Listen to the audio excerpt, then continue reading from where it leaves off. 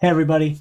Today, me and a couple guests filmed a really long video. We covered a Kickstarter progress report, we did a tour of the Tabletop Simulator mod, and we played a game of Forever Evil. It was all a lot of fun, and I can't wait for you to see all of it. But today, I'm releasing just the Kickstarter section because all of it together was way too long. So here is our Kickstarter progress update number 2. Hello everyone, and welcome back. Today we're doing something a little bit different again. So we've got 3 things we're going to cover today. First off, I am joined by Chris from Underlevel. How you doing, Chris? Doing foily, my friend. Foily, that's good. Today. Well, then you are on brand. And then we've got Bladecom. Bladecom, how you doing? I'm doing well. Thanks for asking. Good. So this Bladecom's your first time on the channel, so would tell us, what is your connection to the DC deck building game? What brings you here? So I am the creator of a particular mod on Tabletop Simulator that you've played on before.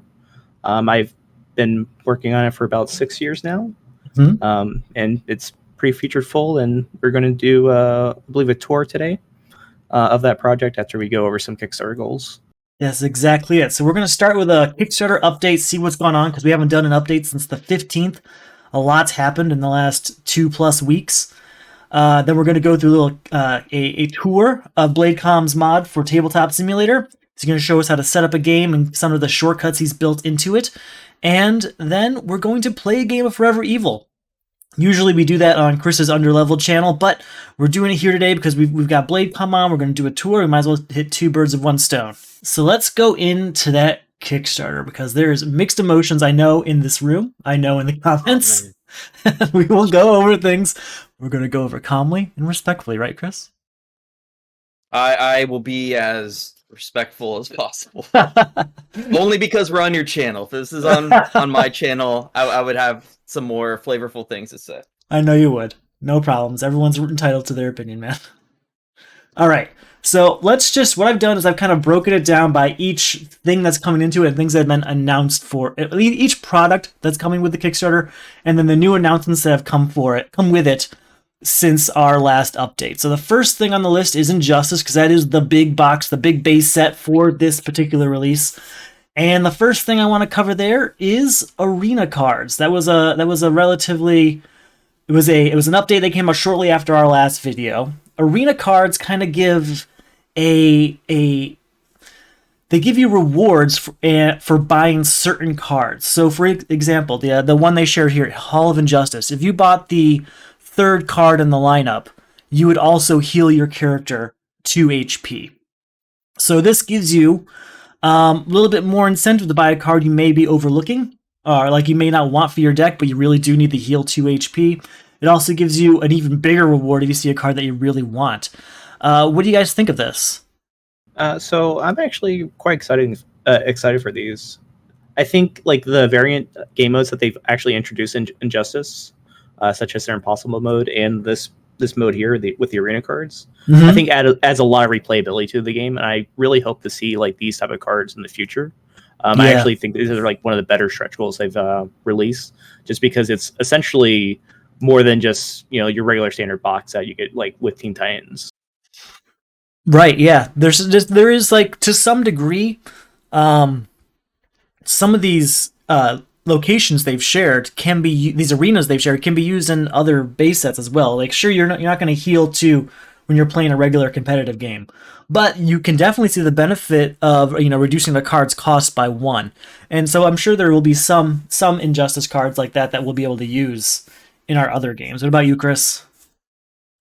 That's what I'm most excited for. I'm not really huge on like PvP, playing against players in this game, as you know. Yeah. So anything that they add to the game that I can use in crisis mode that's a plus for me. Agreed. So we'll have to see how many they release. I think it says 5 more arena cards. There was already 5 to begin with, so we should be up to 10 arena cards. We'll have to see what they all do and how they all interact with other modes, because I know that's especially where you and I focus, Chris. Yeah, definitely. All right, next on my list is Nemesis cards. Now, Nemesis cards are kind of the new name for the supervillain stack. because of games like Forever Evil, which use superheroes instead of supervillains. They've now started using the word nemesis to kind of make a unified term for it. And then your in hero and supervillain cards are now character cards, which again makes it a little bit more universal, more approachable. But we've unlocked quite a few. I think we've unlocked 6. I want to say 6 nemesis cards. I believe the total is actually 10. 10. Okay. Yeah, throughout all the stretch goals. Okay, I know there were 2 sets of 3. Maybe I missed the other ones, but that's very possible. I know we've got 2 to show off right here. We've got Injustice Hawkman and Injustice Green Lantern. And another good thing about this, besides their use in Injustice, obviously, is these are superhero nemesis cards, which again shuffle well into Forever Evil, which I know is something you in particular were asking for, Chris. Yeah, it's great. I am a little confused with the nemesis thing though, because it's like, is that what they're like supervillains moving forward are going to be called? Just nemesis? Yeah, I think it is. Now? I think that is. It's just to make it more universal, so that you can have a mixed deck of superheroes and supervillains, and it's just called the Nemesis stack. I think that is the new verbiage going forward. Okay, so then like on the stretch goals, the cards that they've announced that are like supervillains, they're just going to change that to nemesis, or are they going to come out as? I think they're still going to be labeled superhero and supervillain depending on their I guess allegiance, whatever their moral ranking. Like for instance, Hawkman here is labeled superhero, and so is Jon Stewart. But I do believe it's just like that section of the board is going to be called the Nemesis stack. What do you think, Bladecom? Okay. I believe that's the case. They're just going to refer to that stack now as the Nemesis stack instead of the supervillain stack. I am curious if they're going to go back to reword some of their older cards. Like I believe base set Martian Manhunter refers to the supervillains. Yeah, you're right. And there's a card called Word of Power and Forever Evil that says superheroes. So I wonder if they're going to in later reprints just switch that over to Nemesis or like in their rule books. I just think that's probably for the best, just going forward as well. Yeah, it definitely is. It definitely makes it a little bit more approachable going forward and a little bit easier to for everything to work right no matter how you're playing.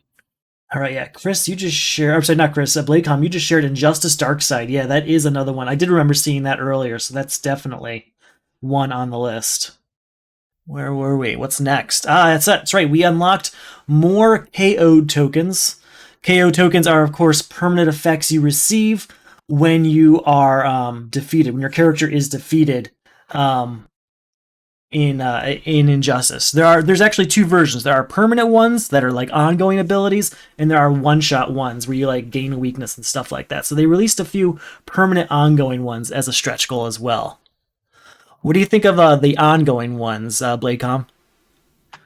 So I'm a big fan of them. This is the exact same way they've done the Epic Spell Wars Armageddon series. Yeah. So you would get like Dead Wizard tokens, which were negative 3 VP tokens when you defeat somebody. And they'd also have like these effects, like either be one shot or ongoing.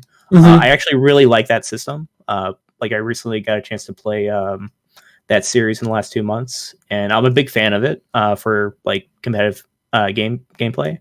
Mm-hmm. And honestly, I'm glad to see this here with Injustice as well. I think it's going to really carry over and add a lot of new interesting like gameplay. Yeah, I gotta say these ongoing ones make me nervous. Like I can deal with like the one-off effects, but when I see one like you cannot destroy starter cards, that's like my least favorite phase of Crisis 3 is when you have like a bunch of destruction cards at your disposal, but you're still stuck with all those punches and vulnerabilities. So getting that at the wrong point of the game is really gonna hurt. But I mean that's part of the game, right, Chris?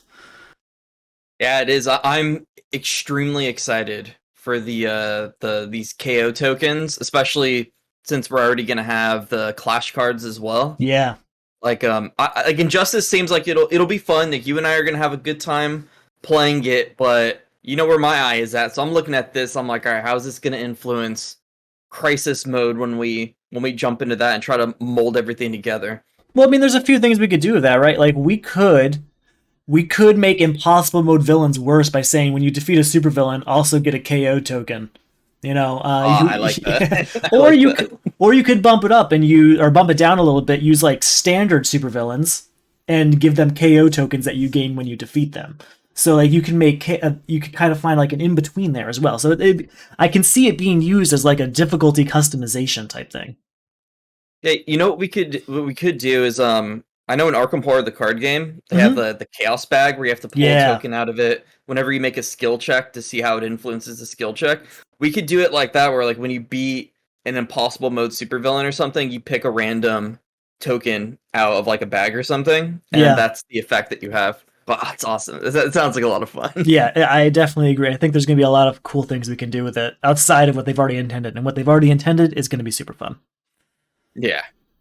I am curious on like what they're gonna do as far as like the rule changes go, because like in Epic Spell Wars, for example, you're limited on the amount of Dead Wizard tokens per game, and the game can end if those tokens are gone. So I wonder if they're gonna carry that over to like Injustice as well. I see. And also the Clash cards are also straight from Armageddon as well. Are they? It's really it's really interesting to see like a lot of that carry over to the system. All right, let's see. What do we got next on the list? I know we've got two more things here in the Injustice column.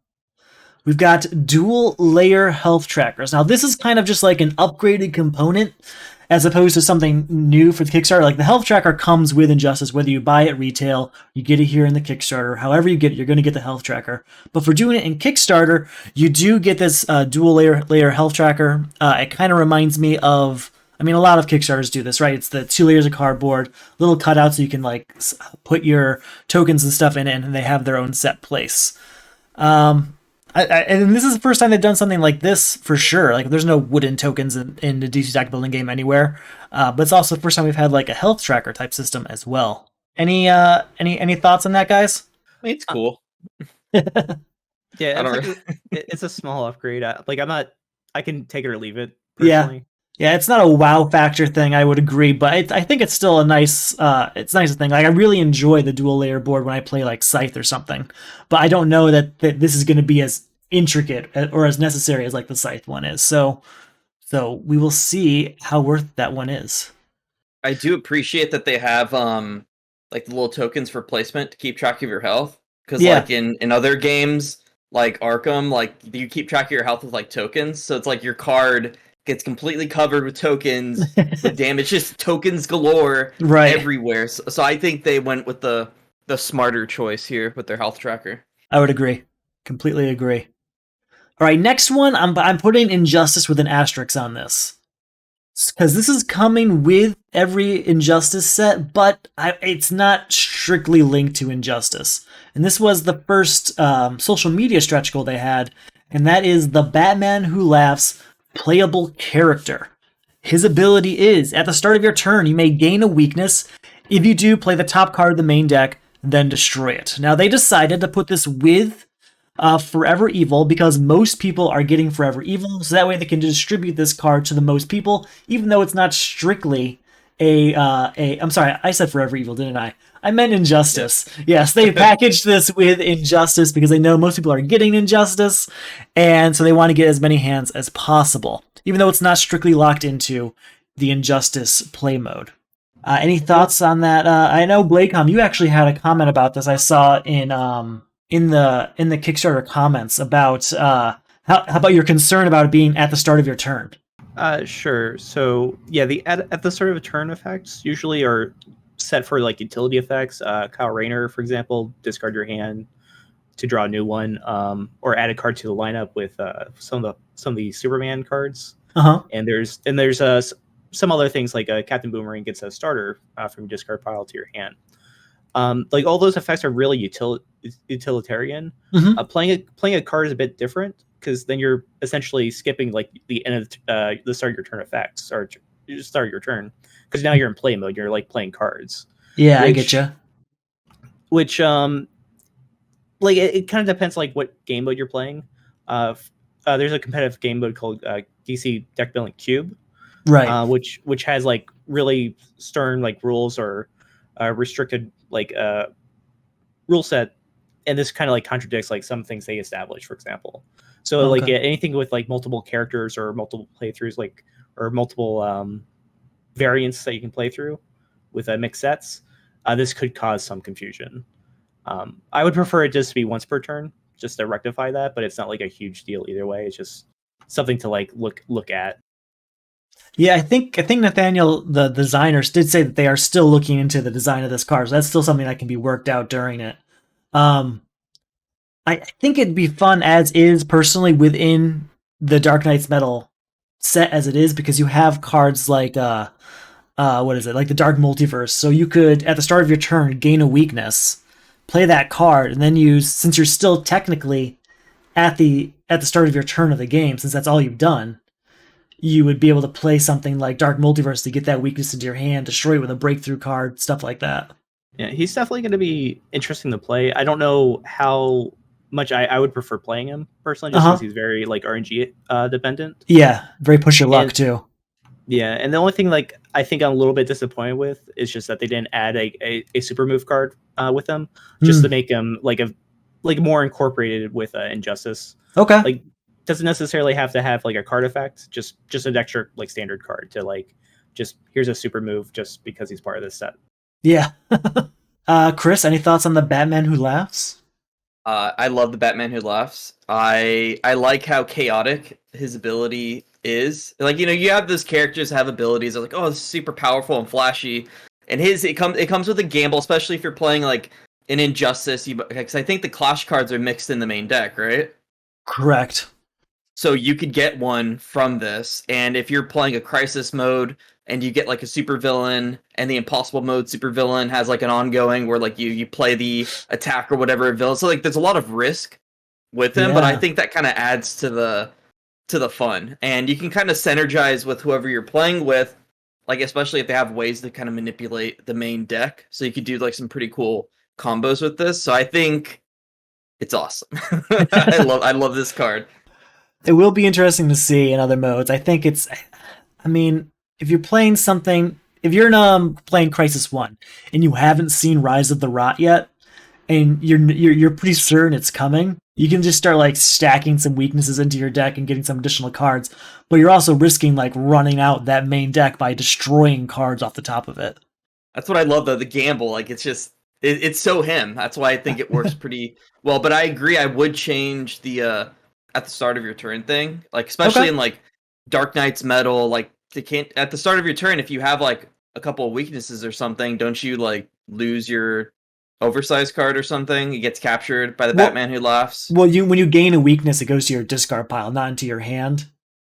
Right, but this would also circumvent like the first card you have to play. Oh, you're right. Well. You're completely right. Yeah, what if you play a card that's like destroy a weakness? Like, okay, I can't think of the specific example, but yeah, it'll be interesting. And they picked like the perfect image for the card too. Oh, it's definitely it's the Batman Who Laughs from the villains cover of the Multiverse Box. That's what all the characters they made so far have been like cutouts from the Multiverse boxes. Yeah, I think they're all commissioned from a few artists on Instagram, and they're definitely like reusing those arts for promos right now, which is really nice to see. Yeah, definitely. Mm-hmm. All right, that's everything for Injustice so far since our last meeting. Unless Bladecom, you made a face there. Am I missing something? You're missing the upcoming stretch goal. Oh, I've only talked about what's out so far. Okay. What's unlocked. Gotcha. Yep. All right. Next up, we've got Rivals 3, and not a lot has happened in Rivals 3. It's been very slow. In fact, the only thing that's happened since the last time we spoke is foil for all cards with the Speedster keyword on it. I have mixed feelings about this one. I think their heart was in a good place when they wrote it, because there's a lot of people talking about foil in the comments, and through very like I feel like every other comment says the word foil somewhere, even like as an anagram somewhere. But I just don't want foil cards that aren't metal cards, I guess. It kind of like confuses it. Mm-hmm. Like, what if I decide for some reason to mix Rivals 3 with Dark Knight's Metal? Is Impulse a metal card because he's got foil, but he doesn't have the metal keyword and all this stuff? I know, I understand how it works. I get it. It's just going to confuse people, I think, and I just would have preferred that foil was locked into metal cards. What do you guys think? I thought it was really cool when I cracked open my Dark Knight's Metal box for the first time and saw all the nice first edition holographic metal cards in that set, and I thought it was really cool. This is a nice little touch. I feel like it's kind of fallen to becoming like a gimmick I now getcha. Mm-hmm. and kind of a meme. I mean, it's cool. I mean, I don't mind it. It's certainly not a bad thing.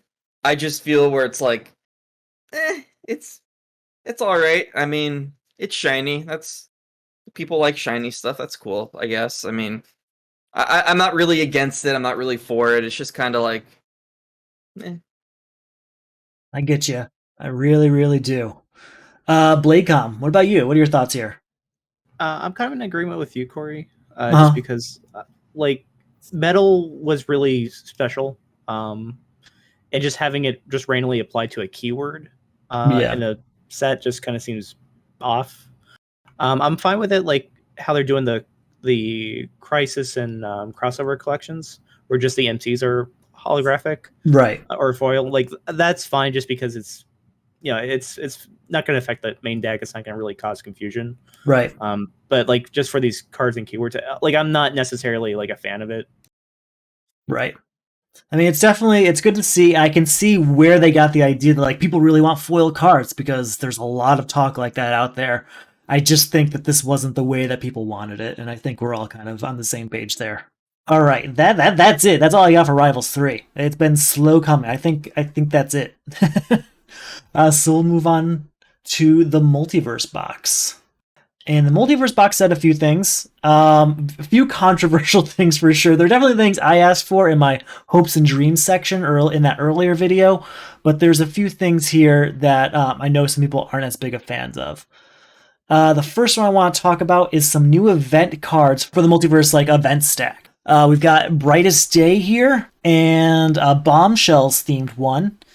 Now, these both are new events for Multiverse Mode. We haven't had any since the first Multiverse box, and I was really disappointed when they announced these Multiverse boxes, but didn't include any contents for the inside. So seeing 2 new event cards is really, really good to see. Brightest Day in particular sounds like a lot of fun. So at the start of your turn, you may add a card of cost 1 or greater from the destroyed pile to the event lineup. I mean, this is going to be this is like one more way you can get cards from the destroyed pile into your hand, which I always like to see. What about you guys? How do you feel about the event cards? Bladecom. That was actually one of the things I was really hoping for with the multiverse editions that they were coming out with. I really want new event cards just because the standard amount they have in their old multiverse box just kind of felt low, especially as they added more expansions. Right. That was just kind of like something that was on my wish list. So I'm just glad we, got some. Yeah, your comment about as I add more expansions just gave me like a really fun idea, I think. Like whenever a new expansion comes out, it comes with a divider, it comes with a randomizer card. What if it came with an event card that was also themed along with that expansion? Like what if there was a Dark Knight's metal card that like you have to play metal cards in order to get rid of it or something like that? I don't know. There's all sorts of stuff like that. Or like ongoing, and it had an ongoing effect that affected metal cards. That's a great idea. I like that idea. Yeah, I mean, there's still time to do stuff like that. If you're listening, Cryptozoic, if you're out there, just a thought. Chris, what about you? Any event thoughts? I know we haven't played Multiverse Mode yet, so I don't think. Have you tried it yet? I've actually never played it. Gotcha. Yeah, so it's kind of similar to Crisis cards in that it kind of places an ongoing effect over the game, but it doesn't have like a to move on to the next event, you have to clear that secondary lineup. So, but it just had yeah. So if you clear that lineup, you get a new deck in the lineup, and you get 5 new cards in the lineup, and you get a new event that affects the game. But it's kind of like an overall effect that affects every move you do. I think it's great. I mean, they seem like a lot of fun. I would have liked to have. I don't know if they already have it in the Multiverse box, but it would have been cool to have like a Blackest Night to go along with the Brightest Day. There absolutely is. That is in that original Multiverse box. So now we have both. Let's see. There you go. We're set. We're ready. They're already checking off that list.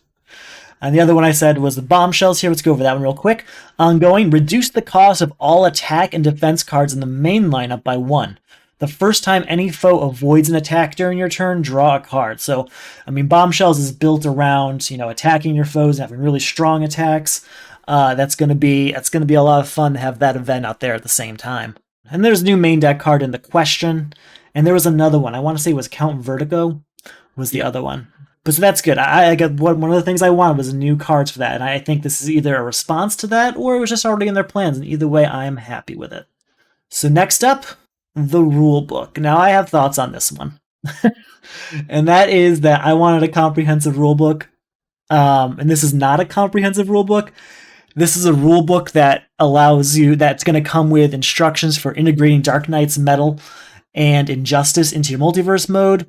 And it has a glossary in it that covers like keywords like speedster, like time travel, stuff like that.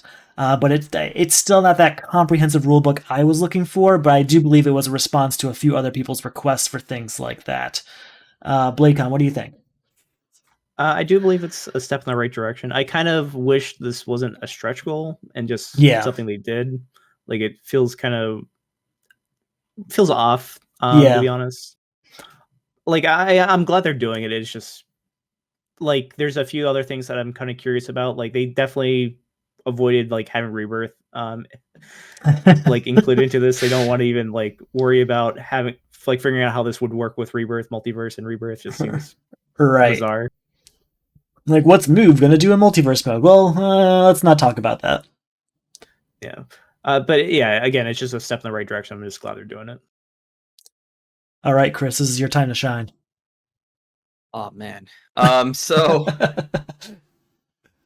I won't use the word hate on your channel, but I strongly dislike this because I agree with Bladecom. I don't think this should have been a stretch goal. I think this should have just been included with the multiverse set. It does fall into the same kind of issue with some other stretch goals, which I'm sure we'll get to a little bit later, where I feel like there are other things that they may have recently announced that I feel like would have made better stretch goals. And this would have been either should have been the standard or as an add-on. Nobody's perfect, Cryptozoic. It's cool. We still love you. You're still getting my money. But this is a thumbs down for from the Chris. Yeah, my final word on this, at least from my perspective, is this is a step in the right direction in that you're getting things from different sets in the one rule book, like the keywords and such, but it's not the idea that we were going to have a rule book that didn't include Injustice Dark Knight's Metal is very strange. And the idea that just a keywords glossary is the same as a comprehensive rule book is also a little bit out there as far as I'm concerned. But yeah, this is where we are, and it'll still be better than the current multiverse rulebook, so there is that. All right, next up, in a long honored tradition of this Kickstarter, we have new boxes. We have the two components. What was that, Chris? Nothing. Ignore me. I'm sorry. That's okay. Yeah. We have two new components boxes. I did ask for components boxes. It was on my list, so I'm happy they exist. I do think maybe they were a bit overpriced within their stretch goal alignment. Since I'm in the position of getting two multiverse boxes, I'm looking at 4 of these component boxes coming my way. And I don't think I'll need more than 2, but there is that. Chris, why don't you go first this time? What are your thoughts on component boxes? And why aren't they, of all things in the world, why aren't they foil? Jeez, man. So I add this. I put this in the same category as the additional rule book. I feel like these, if anything, should have just been included from the get-go. I don't think they should have been stretch goals. I do feel like they would have made better add-ons than some of the add-ons that we have. But I do appreciate that Cryptozoic is giving me something else I can throw on eBay when this releases. Wow, okay. Gotcha. I actually think I when they release the measurements, it's about the size of a standard deck box, so you can still use it for things like that as well. Bladecom, go ahead. What are your thoughts? When they first announced these, I didn't think much of them. Like I thought they were like, oh, it's kind of cool. I can put my Frozen tokens, my VP tokens in there. 2 is probably a bit excessive, but apparently like Injustice just has a lot of components. Yeah, that's true. So I mean, you might end up having to use both. But I think these are kind of harmless. I'm not like too excited for them. I think they're nice to have, but I don't have much of an opinion on them personally. Yeah, I can get behind that. I mean, I wanted component boxes when we started. I don't know that I need two, but I mean, maybe I'm wrong. We'll see how they fit. It is nice that they kind of like fit very nicely in that oversized hero section. That's a nice touch.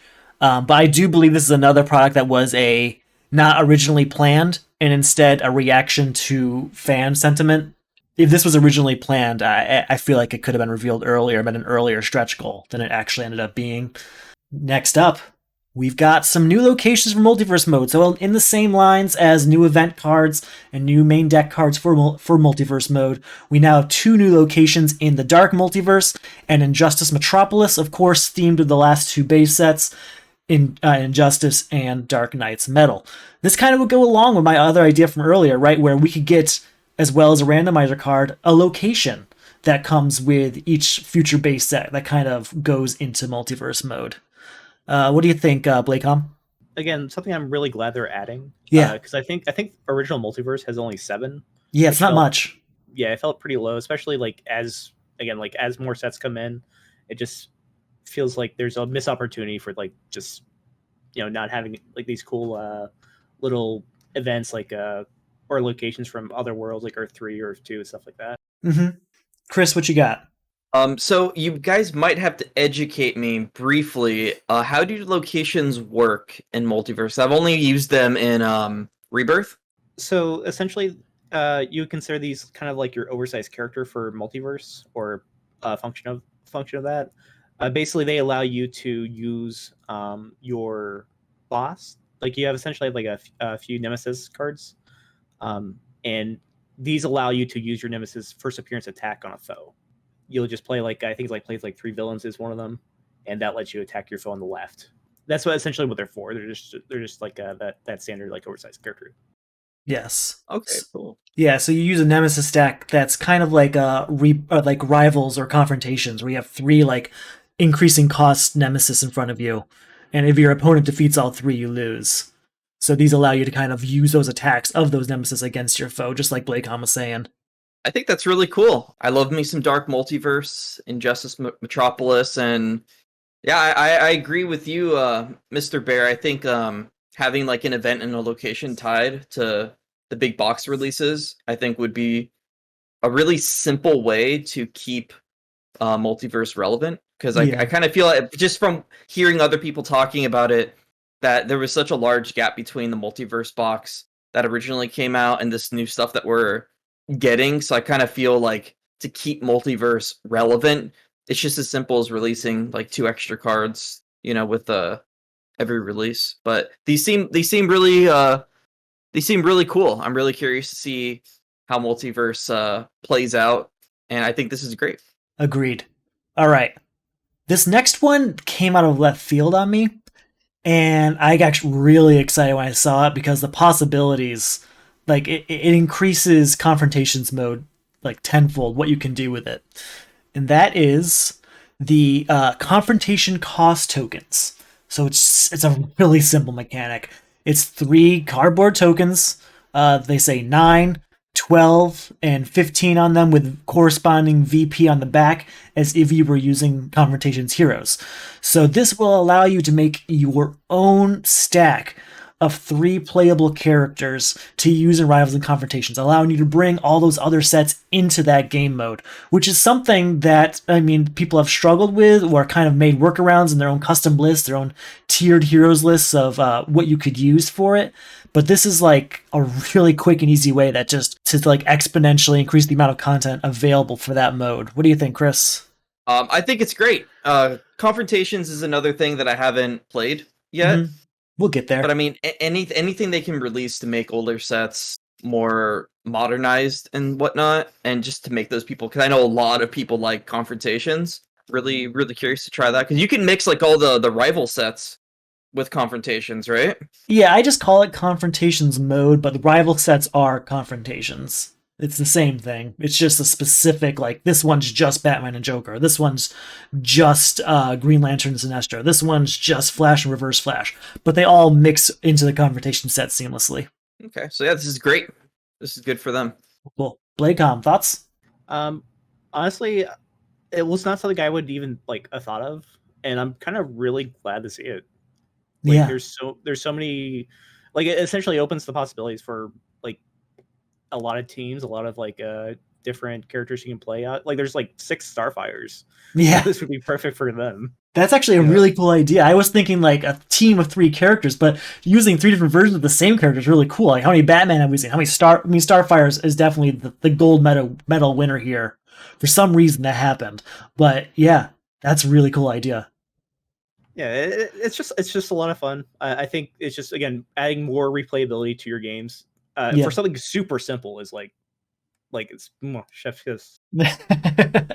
Yeah, it's almost like, why did this not exist already? It's so simple, so elegant, and it really just bumps up everything you can do in that particular game mode. And I would say I'm just really glad it's not like a Kickstarter exclusive either. It's just straight in the Multiverse Box. Any further future purchase of it, people will have this to play with. Agreed, and because it's so cheap, right? I mean, we're talking about less than 24 tokens, right? It's 12 conversation tokens. So yeah, it's 12 tokens. So that is it for the Multiverse editions. Bombshells, which hasn't had a lot, but there are a few things here. We got a new playable character in Amanda Waller. So this is a Kickstarter exclusive character. It's not going to be available when... they've already announced that Bombshells isn't going to its own retail release. It'll be part of a future crossover collection. But when you get it there, it won't have Amanda Waller in it. So we do get our own unique playable character, as well as a few main deck cards like Black Canary, Batgirl, Katana. So it was nice when those came out to see that that they didn't just lock down Bombshells and call it a day. We weren't just done with it so early in the campaign. We're still unlocking new things for it. Any thoughts on either of those, Bladecom? I'm just excited to see Bombshells finally appear. I feel like I've been hearing about it for 3 years. It has been. Yeah, I remember taking a survey. I remember I was living, 3 hours west of here, working a job I hated. Just I got a notification that the survey was available. I'm like, oh, that sounds cool. And they're like, oh, we've got this Bombshells crossover we're working on. And you're right, that was 3 years ago. All right, Chris, any ideas? I'm really excited for Bombshells. I recently got my sister into this game, and she loves Wonder Woman, she loves Supergirl and all that. So having a set that I feel like will excite her a lot too will make me happy because I want her to enjoy the game. The art looks great. It is kind of weird seeing Amanda Waller as a hero, but. But this is all just great. Like they've nailed it with Bombshells, and I'm just really happy for it. Good. All right, we're moving on to a new section here. This is a promo section. We have one thing that makes people really happy, and one thing that has really divided I guess 2 things that have really divided the community. The first up is the anniversary promo pack. This pack, I believe it's $20. A steal of a price. It really is. For 10 oversized characters and 5 standard cards, including villains, main deck cards, locations, all sorts of stuff. This will get you all the promo cards that have been released through the first 10 years of the game for $20. This is an incredible deal. Chris, thoughts here? Before I get into that, one quick question on the promo pack. Yeah. Was Bane a promo card? Because I just bought Forever Evil like a month ago, and it came with Bane. Yeah, he was a first printing one. That's crazy. I bought it on Amazon, and it had Bane in it, so that's why I was like, "Is that a promo card?" Like I just got him. Yeah, he is. You got extremely lucky. Yeah, like it's very hard to find the wild. Yeah, it's true. Pretty crazy. I'm gonna hold on to that. I remember going to Gen Con like 2 or 3 years ago, and I went up to the Cryptozoic booth. I'm like, hey, do you have any promo cards? Because I was missing like 2 at the time. And they're like, no, we got Bane. And they were super excited because like they had like this giant stack of Bane. Like, everyone's always asking us for Bane. We got it right here. I'm like, oh, I already have Bane. And they were like, oh, no one has Bane apparently, but you do. The promo pack in general, this is one of those things where going into the Kickstarter, I thought maybe this would be like a stretch goal, but actually having it as an add-on makes a lot more sense to me because these have already been out. I know there's going to be people that are a little frustrated, that they're reprinting promo cards, but I do like how, they label it as a reprint. It's clear that these are not the original ones, and having it as that add-on, I'm like, okay, it's a necessary evil. It's making the people who already have them happy. It's making people like me who are just dying to play as Kid Flash happy, and this is just great. This is like a perfect addition to the Kickstarter, and I'm really excited to get my hand. Maybe not so much Grodd because that just kind of looks weird, but I'm really happy to get everything else. I have, and you finally get your Clayface. I do. Clayface is the one I was missing for so long because, well, I pre-ordered it, but it didn't come in my box. So, and then we've got someone in the Solo Crisis League who opened his box and he had like 4 copies of Clayface in it. So there were definitely some issues with Clayface. Bladecom, any thoughts on the anniversary promo pack? I think it's great. I am one who owns like all the promos, and I've owned like different versions of them too, just because of like how they release them. I will say I think it's kind of weird that they're doing like a reprint label on these particular ones when like Vixen, for example, already has 3 different reprints. Yeah, and they're all like completely like distinct on how you can tell like them apart. I think Martian Manhunter's the same way. Black Lightning too. Black Lightning, like they completely redid his text. Yeah, so I'm really glad that essentially people can get their hands on this. I don't like having things are exclusive, even like these Kickstarter exclusives. I do hope at some point like people are able to get their hands on them. Agreed. Just because I don't like locking people out of like the full experience of the game. And like this is a great deal. Like I can tell you, like those promos have gone for $20 a piece. So $20 for the whole pack. Yeah, $20. It's a steal. It really is. I'm very happy with that. I'll tell you now, I have in the past, like, I missed out on the first printing of Teen Titans, so I bought Kid Flash from Cryptozoic, and I think at the time, they were, like, sold in 3 packs, if I remember correctly. So I bought him, and I had these other 2 promo cards I didn't need, so I'm like, okay, I'll just put these on eBay, and I think I made more money back than I paid for the 3-pack. Like, I wasn't trying to do that. I put them up for, like, $2. I'm like, here, if someone wants it. And then, like, the bids just kept coming. So, yeah, this is definitely worth your money. You're going to save money. Don't go on eBay for it. It's coming. Kid Flash, the best oversized card. Let's not even talk about that. That's not. I really don't like that one. It's kind of a joke in the Solo Crisis League, that card, because way back in the first season we had a game with Kid Flash, and his ability is essentially useless, or at best it makes the game worse for you because you just go through the main deck faster. And then the person who won that round and had the best scoring game played with Kid Flash. He basically played without using his hero ability at all, and he still won. And it's ruined the rankings of Kid Flash in the league ever since. That's amazing. Yeah. And so if you ever want to thank Greg or Grard for that, go for it, because he did it. It's his fault, but it was hilarious when it happened. It was the great moment in the league's history. All right, so we'll go on to the more controversial option here within the promo section, and that is Hero and Nemesis promo packs. So these are 2 promo packs. We have 4 characters, I should say, 4 playable characters, and 5 Nemesis cards. We'll talk about the character ones. I'm really excited about Lobo. I think that's going to be a really fun character to play. There's Green Lantern, Jessica Cruz. It's good to get some other Green Lanterns, because right now we've got, I think, 2 or 3 Hal Jordans. Supergirl, there was a Red Lantern Supergirl character. Her ability does mesh well with the Supergirl card from the original base set, so that's nice. And Solomon Grundy I'm really excited for, because I think he's going to work really well within Crossover 1. His ability is discard a punch. You may put any cards you gain this turn on top of your deck. That's great. I mean, that's really cool. Chris, you're being quiet over there, and I think I know why, but why don't you go ahead and tell us your thoughts on the character promo pack? Okay, so I actually stayed up pretty late last night being like, all right, how am I gonna describe how I feel without Thanks for studying. Getting Mr. Bear kicked off of YouTube or something. I think you're good. So going into the Kickstarter, we did our little predictions on what we wanted, and one of the things I wanted was just a good amount of promo cards that we can use for any set, just enrich everything. It's the 10th anniversary for the DC deck building game. So stuff like this is what I was expecting to be stretch goals.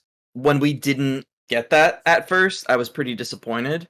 Yeah. And then they announced them as promo pack. I don't think that these should be add-ons.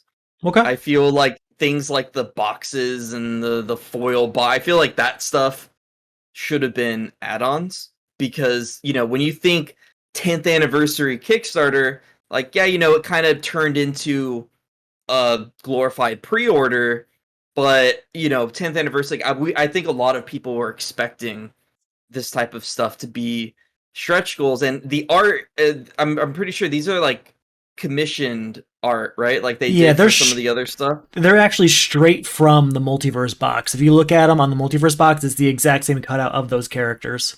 Yeah, so I mean that tells me that maybe this isn't necessarily a last minute thing that they thought of.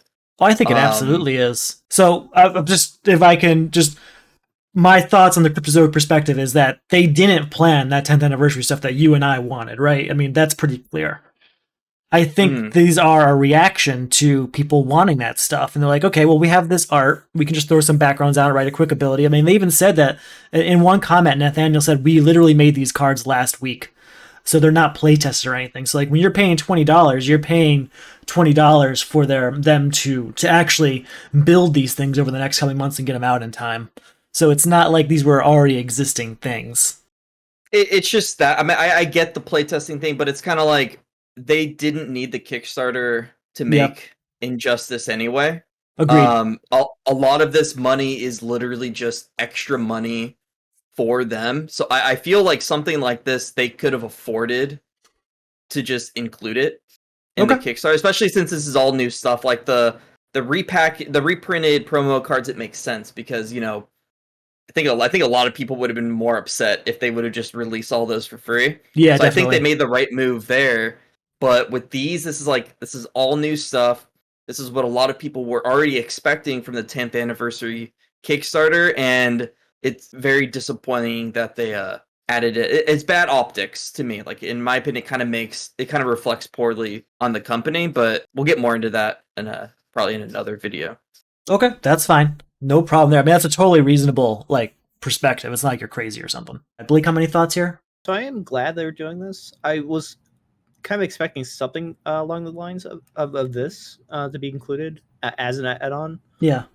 Last year they did an Epic Spell Wars Kickstarter for their Armageddon 2 version of the game. Mm-hmm. And they had something very similar to this. They actually had but instead of like you getting these cards all at once, it'd actually be a subscription that you would have, and you get these get cards throughout the year.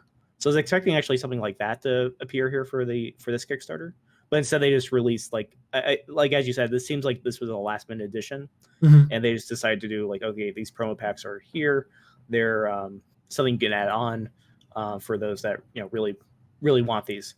I do think they should probably just have been part of the Kickstarter, like you just get a certain tier. I mean, They have like the highest tier you can get these, I believe, as part of it. Yes, you can. But I think it should have probably been like in one of the lesser, more common tiers, just because like this is the 10th anniversary. It is like a big deal. Mm-hmm. Yeah, a really common comment within the threads from a bunch of people is like, "Hey, why is this like for free?" And people who have never played this game before, like it's free in the levels that people have never played this game before are getting, but you have to pay for it if you're one of the people who already have the previous sets, and that's a reasonable argument. I feel like the 135 tier and plus would have been a good place to put this. One last thing, because it literally just popped in my mind. I remember talking with you, Mr. Bear. One thing I really wanted was for them to come out with superheroes that we can add into. I think we're talking about Forever Evil. Yeah.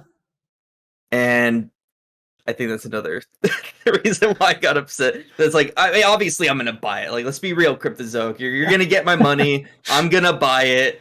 Yeah, but I just won't do it with a happy face. We'll talk more about money later. And I will say, like, I'm very happy to see regular Supergirl. Yeah, finally be a character. Right. The only option we ever had was like the Red Lantern version of her, and I've been hearing for years from like different communities and such that they just wanted a regular Supergirl. We finally got that. Right. I'm complete agreement with that. It would be like if they did the if they did a whole Lantern set and it was like all the deputized characters from Blackest Night. Like we've got Star Sapphire Wonder Woman, we've got Sinestro Corps so cool. Scarecrow. And like, yeah, that'd be great, but like when are we gonna get like a Scarecrow card? Well, no, you got Sinestro Corps Scarecrow. It's better. All right, next up is the Nemesis promo pack, and this is, it's the same thing as the character pack, except it's gonna be Nemesis cards. I think I might have said the price wrong earlier. Let me double check. It's $10 each. Yeah, they're $10 a piece. So I said $20 earlier talking about the characters, but $20 gets you both the Nemesis pack and the character pack. So yeah, it's $10 for the Nemesis promo pack. We've got Red Hood, which is interesting that they labeled him a villain. I saw a comment from Nathaniel that they don't get to choose who they label a supervillain and a superhero. DC gets to choose, and DC chose to label him a villain. So okay, DC, good to know. We got King Shark, which is definitely hot on the heels of the Suicide Squad movie, and the Harley Quinn TV show. So it's really good to see more exposure to him because he's one of my favorite playable characters within the Suicide Squad cards that came in Crisis 3. And we got a few superheroes with Raven, Hawkgirl, and Starfire. That's it. That's more superheroes for your Forever Evil set, just like you were looking for, Chris. Yeah, just not in the way I know. thought we were gonna get them. I know. But I get it. Great. But still great. Like let's put my personal feelings aside and how they're delivering it. This is all good. This is gonna enhance the game. This is gonna make the game more dynamic and fun for people. I'm really excited to try out like Jessica Cruz because when I got Rebirth, I was like, oh man, like I can't even use her in other sets. It'd be cool to get Jessica Cruz that I can use in other games, and bam, got it right there. So yep. It's great in a sense that this is going to make the game better for everyone. People finally get their Supergirl. I just feel like poor choices were made. Yeah, the journey wasn't your favorite part. You'll be happy with the friends you made along the way, though. We have one thing I do want to say is I really like the direction they're going and getting more of these promo Nemesis cards. There's only been a few so far in the history of the game, and I think it's a really fun way to enhance the game. Just like Chris, our Crisis 2 game we played when we had new villains came up, it was a great time for it to come up because it was like a fresh experience for both of us, and I think it's just a fun way to enhance the game. Bladecom, any thoughts on these? I got a couple actually. Yeah. I really like they're doing the black text background for the superhero cards. It really helps distinguish them between being that Nemesis stack or not. Right.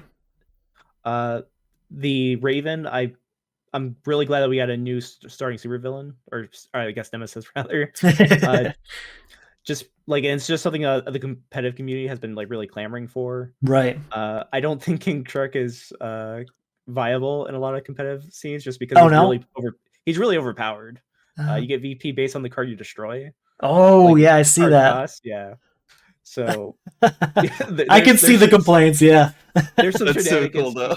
There's some shenanigans you can do with that, and it was funny you mentioned Red Hood being a villain because he's a hero in Rivals Confrontation. Yeah, or Rivals 1 rather, and he's also a hero in Crossover 8. So what would be interesting is if they released a superhero Nemesis Red Hood.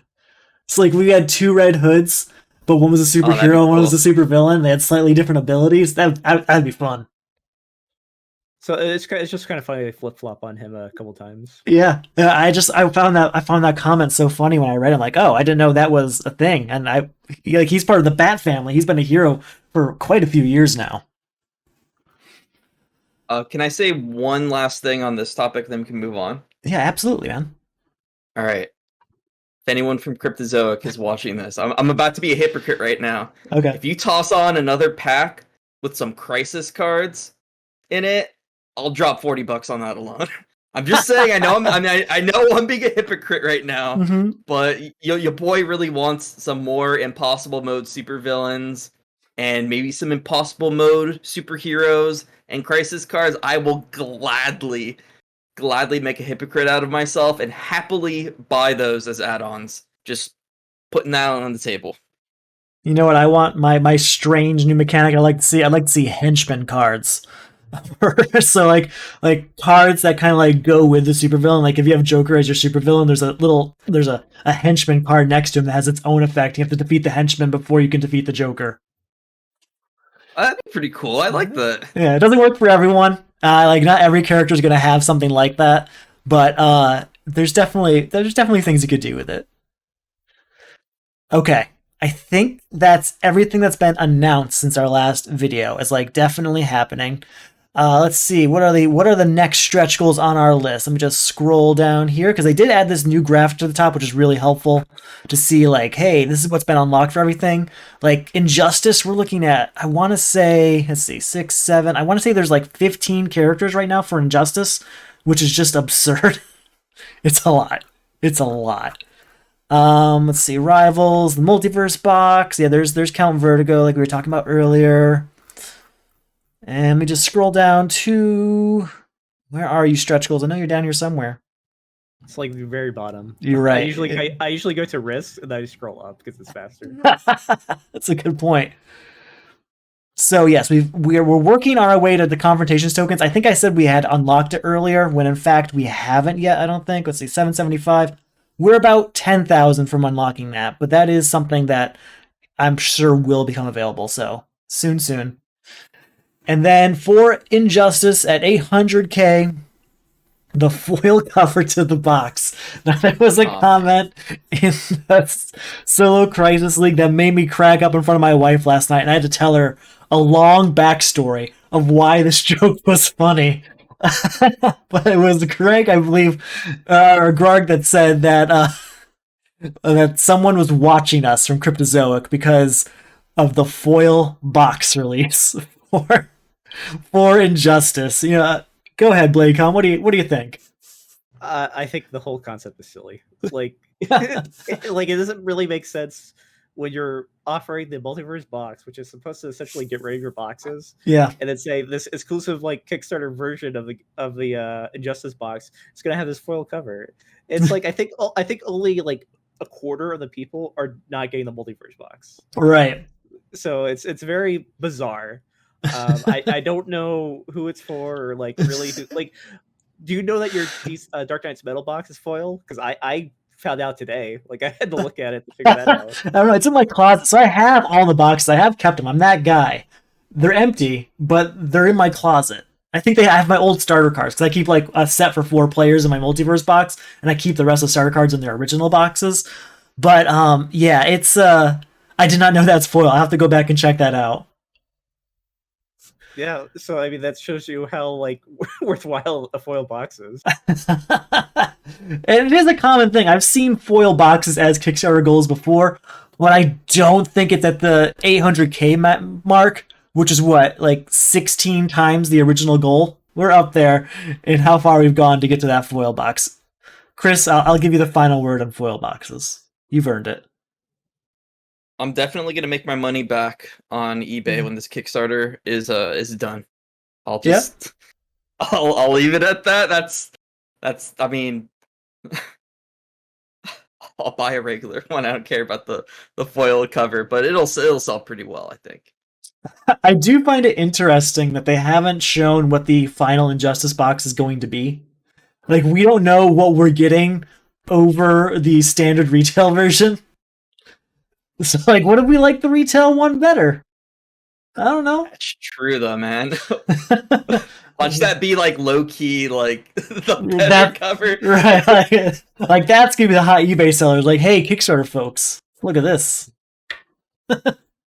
Like, my guess is that it's the non like darkened version of it. It's just like the regular pale blue, but like anybody's guess. That would be funny. That would be funny. It's just the color palette was a little different. I think they did allude to in a comment I read this morning that there is the basic design for the retail version is going to be essentially the cover of the first Injustice game, which I think is like Batman and Superman fighting with like some faces in the background, if I remember correctly. And I believe that's the idea that they're going for the retail cover, but they haven't shown it. They've only described it.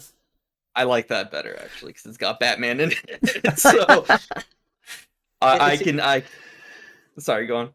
I just think it's like completely bizarre that they're going to have completely different artwork. Like the whole multiverse hero and villain thing is such a big deal, like on their Kickstarter page, and then suddenly, oh, like don't even like show the or give you the option for the retail version Right. for Injustice. It's just again, it's just bizarre and a little silly to me.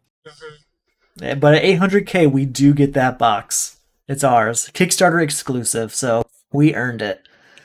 All right, I do want to wrap up and just say, like, I'm still super happy with this. There's a lot of fun in-jokes for the community here, just because of just some of the bizarre things we've seen along the way.